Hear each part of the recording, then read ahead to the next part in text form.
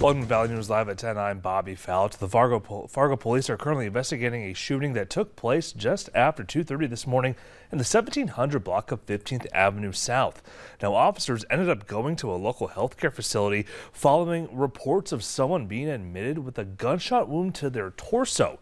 Officials say that the shooting happened after a dispute of some kind took place between the victim and the suspect. Now, this investigation is ongoing and there is no additional information at this time. The condition of the victim remains unknown.